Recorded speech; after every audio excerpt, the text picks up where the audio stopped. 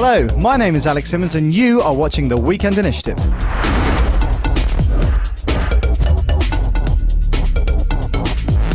Coming up on this week's show, we review World of Warcraft Cataclysm, we have a 15-second pitch, and we look at the very best games of 2010. But first, we review Chronicles of Narnia, Voyage of the Dawn Treader. Lucy, have you seen this ship before?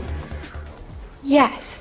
It's very Narnian looking, isn't it? Ever since the Harry Potter movies came along, magicking billions out of people's pockets, Hollywood has been obsessed with bringing much-loved kids' fantasy novels to the big screen.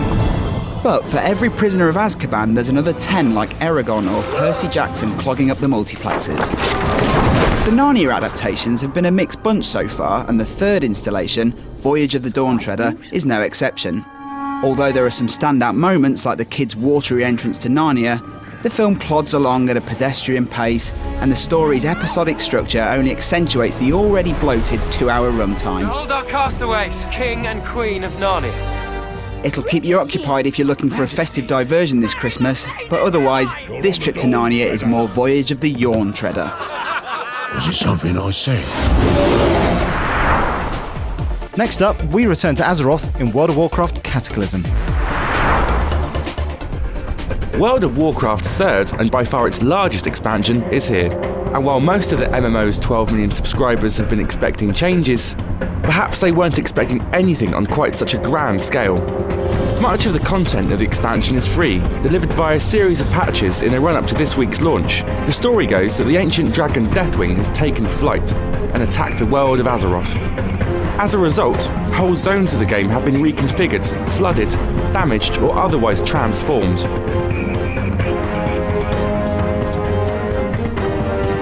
Invest in the expansion though, and you can create characters from the game's 2 new playable races, the goblins or the werewolf like Worgen.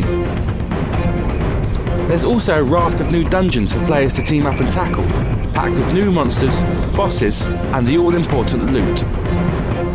When will that first brave party of players tackle Deathwing in his lair? It may be weeks, but you can be sure that, right now, they're sharpening their axes. So that's what we thought of World of Warcraft Cataclysm, but next up, Blizzard tells you exactly why you need to get in on the action. So we've got this game. See, there's this dragon.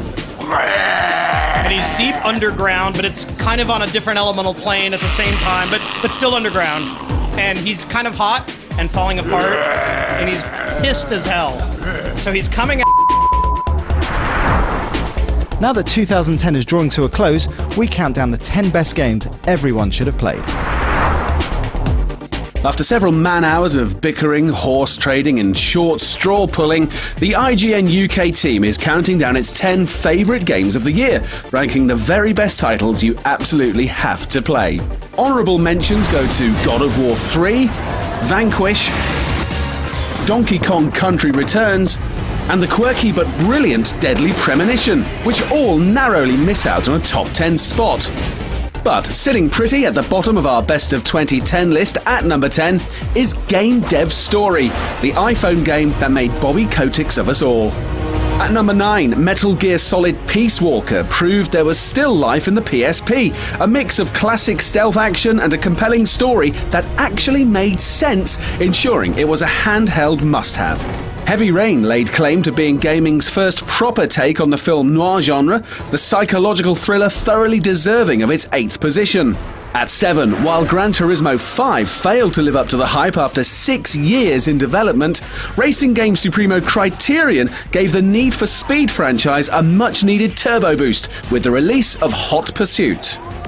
On to number 6 on our list, and 30 years after Pac-Man gobbled his way into our hearts, the Yellow Peril is back at the top of his game with the release of Pac-Man Championship Edition DX, a super-fast arcade thriller that paves the way for our top 5 games of 2010.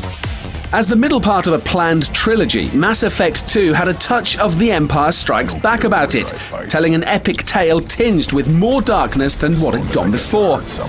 Like Empire, it was also touched with greatness, and Mass Effect 2 lays claim to being BioWare's best game yet. At number 4, nearly a decade after Bungie gave us the first-person revolution of Combat Evolved, it bowed out of the Halo franchise in spectacular style with Halo Reach, a game that can stand proud as the best of the series. Taking the 3rd spot, Super Mario Galaxy 2 took everything great about the plumber's first space outing and made it even better. Galaxy 2 packs more brilliant ideas into a single level than most games manage in total.